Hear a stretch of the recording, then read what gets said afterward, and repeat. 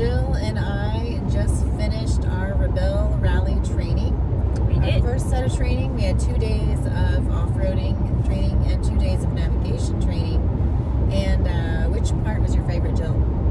I mean, the off-roading is always going to be my favorite. I'm gonna hands down say that's never a question.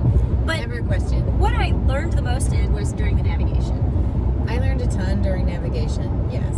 Now, in the off-roading training, what I learned about this particular vehicle, the Hyundai Santa Cruz, rocks it on the sand.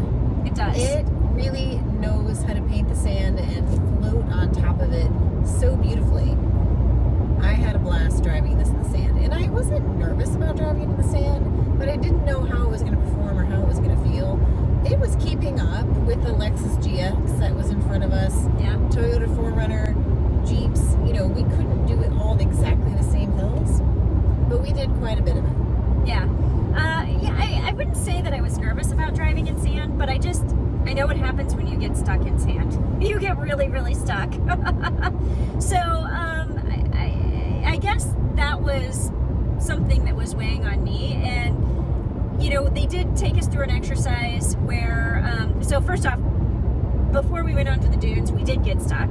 So we had to, they showed us how to get unstuck and how you do that. And then when we were on dunes, we actually used this vehicle to get another vehicle unstuck. Yeah. And so it was on the dunes. I feel like there's not an easy way out, but there's always a way out, especially if you have a little bit of help. And so that, I think, gave me some reassurance. If you get stuck, it's not the end of the world. Just don't dig yourself in a hole, like by keep trying to like spin your wheels. Yeah, we learned a lot of good tips. We definitely put our max tracks to work. We did.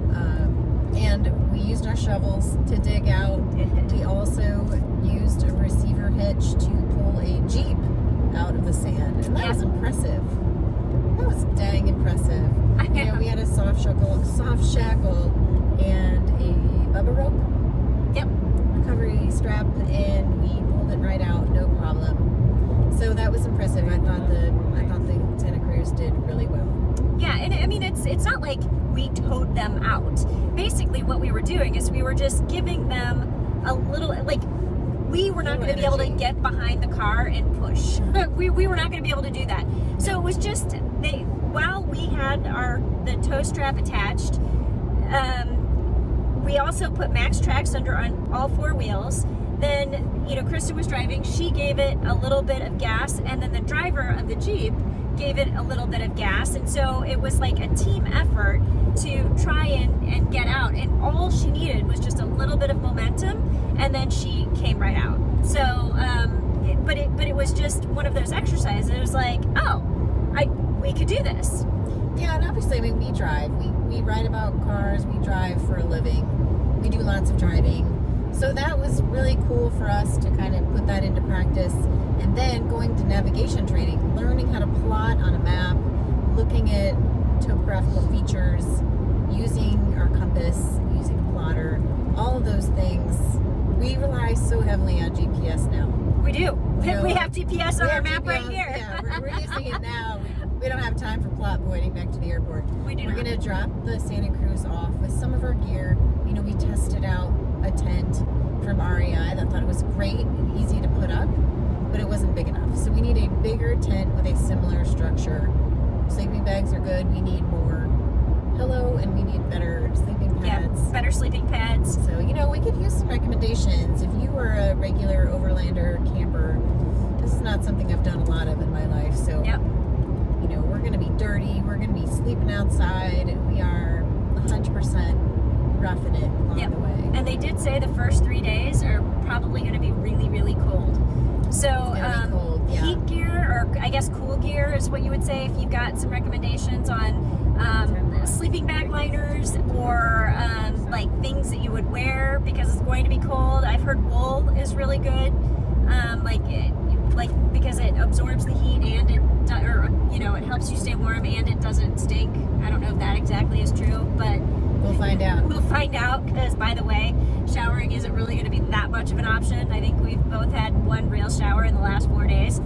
I mean, so, you know, never in my life have I been a motorsports competitor. No. This is my first motorsports competition in my life. So it's never too late to try something new. Here we go. We're going to be driving 1,500 miles across Nevada and California over 8 days in this fall. And we've got some more training coming up. We're going to tell you how the Santa Cruz performs.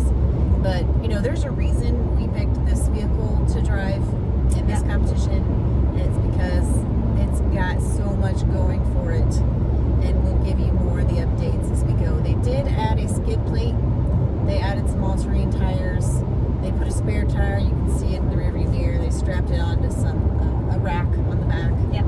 The trunk space, or the bed of the pickup part, is really handy. And having that tonneau cover is super smart. We have plenty of room for everything that we need for 8 days. Yep. So, looking forward to telling you more. Stay tuned for our Rebelle Rally journey and cheer us on.